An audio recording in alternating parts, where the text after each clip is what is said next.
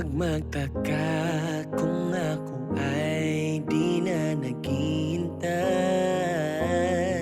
sa anumang kapalit ng inalay kong pag-ibig. Sadyang ganito ang nagmamahal,